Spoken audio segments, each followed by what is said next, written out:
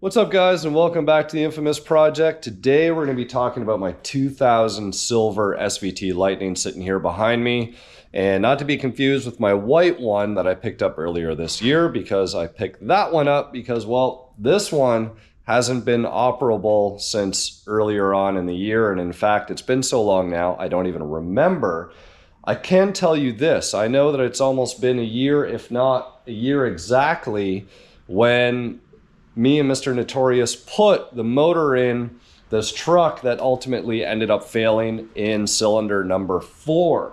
So since then, the truck has been here, and the engine builder that I'd built the motor that failed gave me the 32 valve motor that's kind of hard to see in here, but it's in there, and a bunch of turbo stuff and intercoolers and this and that and all these fancy bells and whistles that I got pretty excited about initially. And like, who wouldn't? Like, that was the best warranty option to be able to not just get a factory 2-valve motor back, but here's a 4-valve motor and a whole bunch of goodies to bolt on that you can make a whole bunch of crazy power with. Like, who wouldn't want it?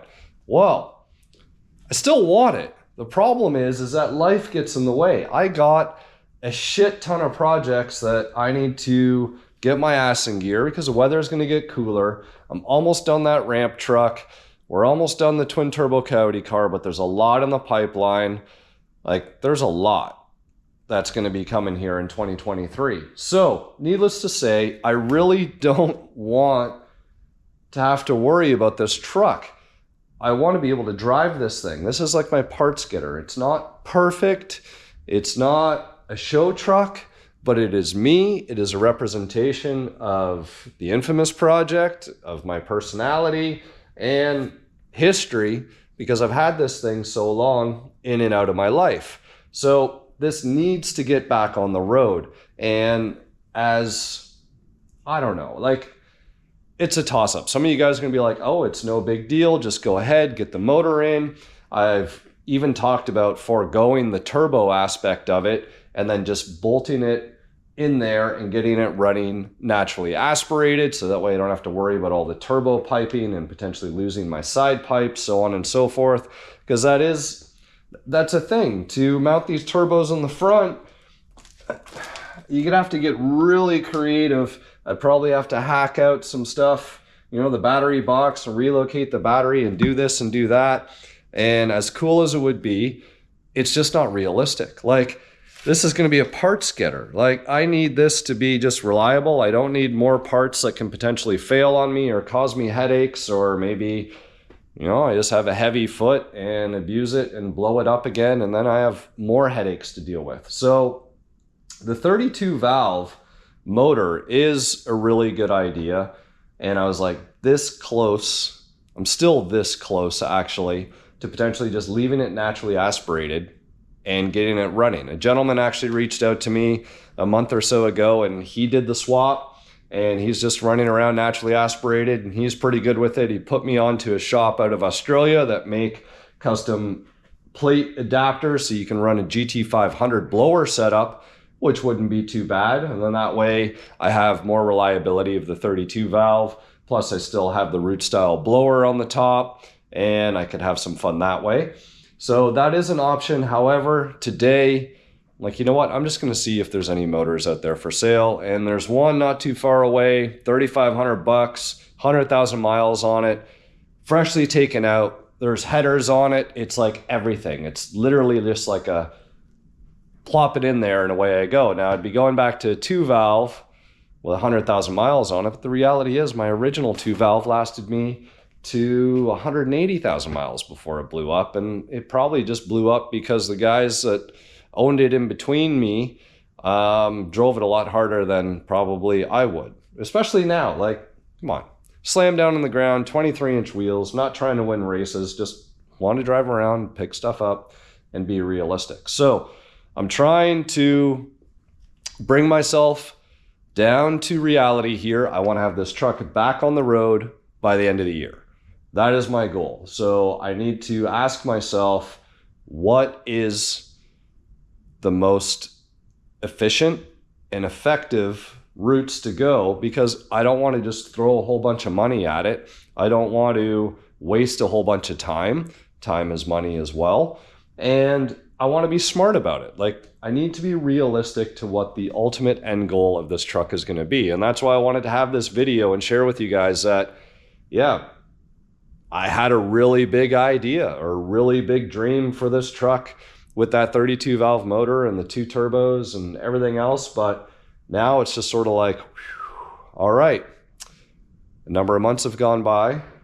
I got really close.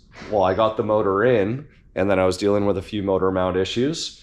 And now that I've pretty much rectified the motor mount issues, I'm just coming into reality. Like, if I don't get motivated or I don't come up with a solution to get this truck on the road, it's just going to continue to sit, and that's not going to help anything. So actually, I'm going to get the SRT10 finally back on the road as well. I want to be able to have these 2 trucks mobile and moving the way that they should be now that we're into some nicer, cooler weather here in Texas, and be able to get some garage space back. Like, I should be able to get 3 Fox bodies lined up back here and not have to worry about 2 big trucks in the way. So, and, you know, I've invested into the White Lightning. Like, the White Lightning wasn't free. I had to shell out cash to buy that thing. So now it's just like I have an extra vehicle because, and the last thing that I want is potentially something to happen to it because it's a really clean truck.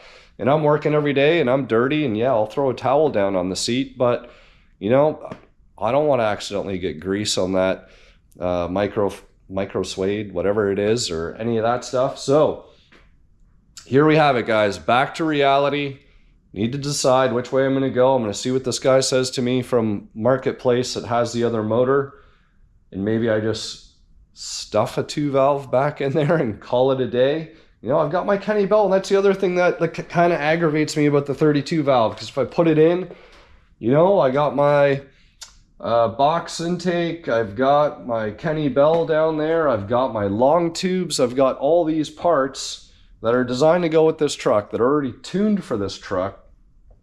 And 32 valves just changing so much stuff up, and I guess I'm having just a little bit of a moment of realizations. So I wanted to share that with you guys, and I know that a lot of us go through this. So I think it's important that I show you guys some reality and some of these moments. I've talked about project frustration and project demotivation in the past. And yeah, it's about that time to follow it up with this video. So that's pretty much where I am. And if you guys want to chime in and give me your feedback and tell me which way you guys would go, you can absolutely do that. But I've written off the twin turbo idea. I think it's not a waste of efforts.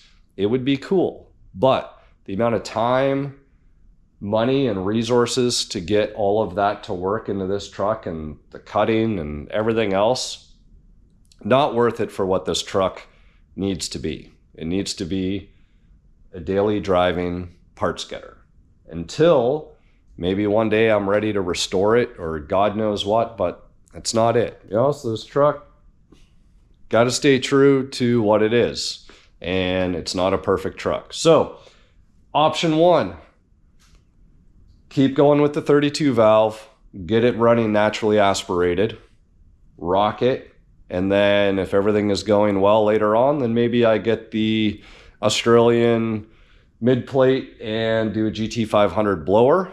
I'm still gonna have to consider my accessory drive.